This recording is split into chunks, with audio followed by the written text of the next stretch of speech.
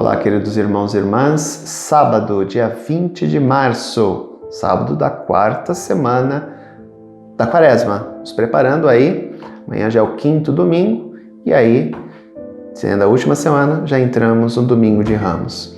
Lógico que, diante da situação que a gente está vivendo, infelizmente vocês não podem estar aqui conosco, né? Vocês devem ficarem nas suas casas. Mais uma vez, não conseguiremos juntos celebrarmos o domingo de Ramos. Mas se Deus quiser, na quinta-feira, nós estaremos aqui reunidos para abrir o Tríduo Pascal. Mas vamos lá.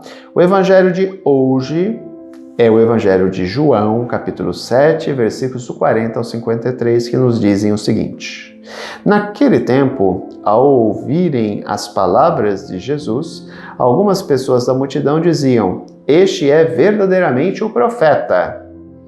Outros diziam: Ele é o Messias.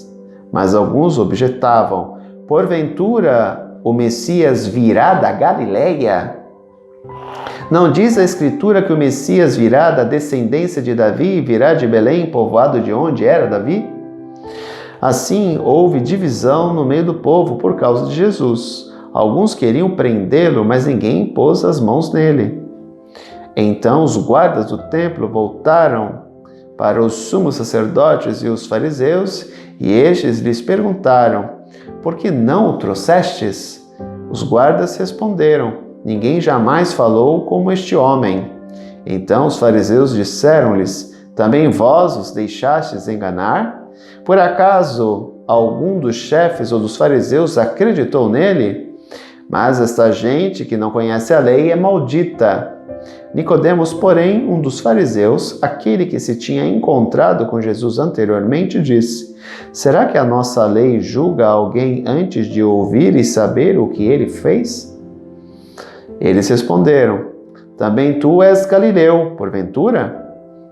Vai estudar e verás que da Galileia não surge profeta. E cada um voltou para a sua casa. Eu comentei com vocês, não sei se foi ontem ou anteontem, justamente esse aspecto, né?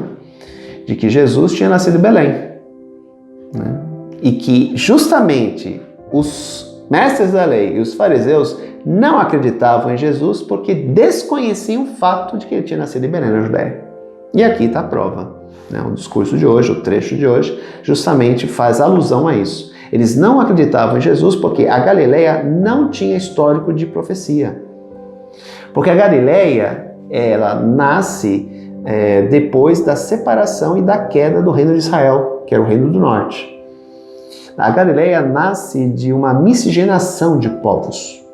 Por isso que os galileus não eram bem vistos pelos judeus, que eram o povo do sul. Então o que aconteceu? Por exemplo, Cafarnaum era uma cidade extremamente pagã e era uma das maiores cidades da Galileia.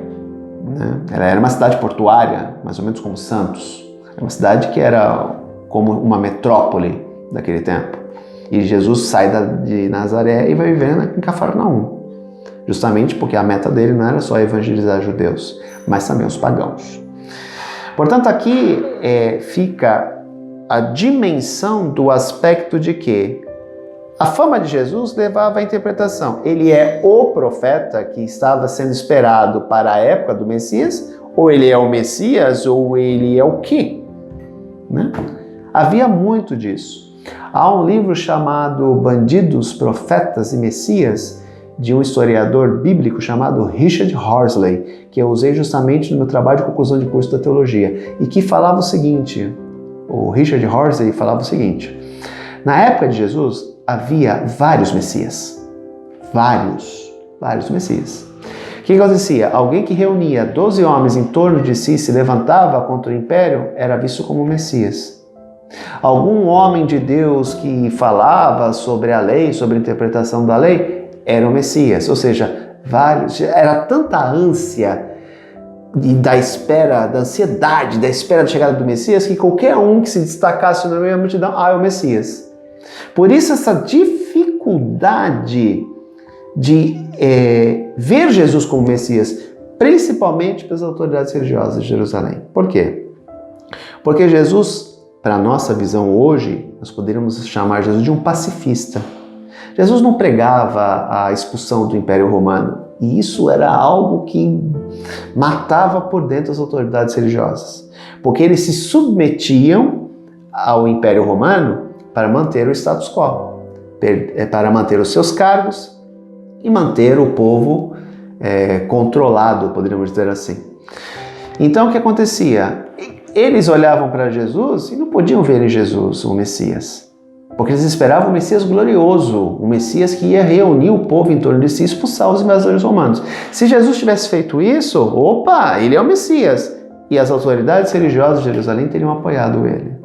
Mas aí que tá, né? Jesus não tem nada a ver com esse tipo de Messias. E tem gente no mundo de hoje ainda que espera de Jesus uma postura dessa. Uma postura de condenação dos ímpios. Eles devem ser mortos. Deus deve aplicar a sua justiça e acabar com todos eles. Aqueles que não se convertem, têm que tudo ir para o mármore do inferno. Tem gente que pensa dessa forma. Tem gente que só fica presa a um Jesus glorioso e esquece o Jesus da cruz, o Jesus que lavou os pés, o Jesus que veio para servir e não para ser servido. Não, é o Cristo majestoso, o Cristo pantocrator, o Cristo sisudo com aquela cara assim. É o Cristo glorioso, não o Cristo dos pobres. Tem gente que tem uma dificuldade imensa de ver Jesus no rosto dos pobres, dos que vivem na sarjeta, dos nossos irmãos mais necessitados. Tem gente que vai numa religião ou busca um Jesus que se preocupa com dinheiro. Então, quanto mais eu dou para a igreja, mais Deus vai me dar. Uma visão muito ligada à teologia da prosperidade. As igrejas protestantes, evangélicas, não as protestantes tradicionais. Aí quando eu falo de protestantes tradicionais, eu estou falando de metodista, de luterana, de anglicana, ou seja, igrejas realmente que não se apegam ao aspecto monetário, ao aspecto material. Agora, essas igrejas pequenas, grande parte delas vive a teologia da prosperidade. Você é abençoado, quanto mais você der a Deus, mais Deus vai te abençoar. Como se Jesus ligasse para dinheiro. Dai a César o que é de César, e a Deus, e o que é de Deus. E o que é de Deus? O nosso coração. Por isso que ele deixou como mandamento o amor ao próximo. Qual é a face de Jesus para você? O Jesus tirano? O Jesus que dá muita bênção para quem dá muito dinheiro para ele?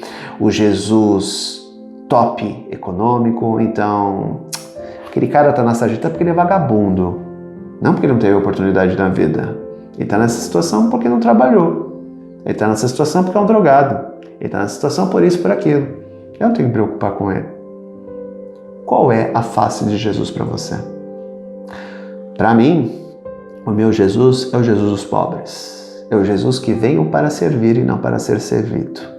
É o Jesus que se preocupa com todos. Com aqueles que o acolhem e com aqueles que não o acolhem. É o Jesus que eu vejo no olhar do sofredor, que me lembra o seguinte: ele sempre sentiu compaixão. Quem é Jesus para você, meu irmão, minha irmã? Qual é o Jesus com que você se identifica? Fica essa reflexão para todos nós. Bom final de semana, nos vemos aqui novamente na segunda-feira, mas amanhã nós temos a celebração da Santa Missa às 9h30 da manhã. Fica um convite para que vocês possam participar de modo virtual, já que estamos vivendo aí essa situação com a pandemia. Um grande abraço, fique com Deus e aqui na Reflexão Diária a gente se vê na próxima segunda-feira. Fiquem com Deus. Tchau.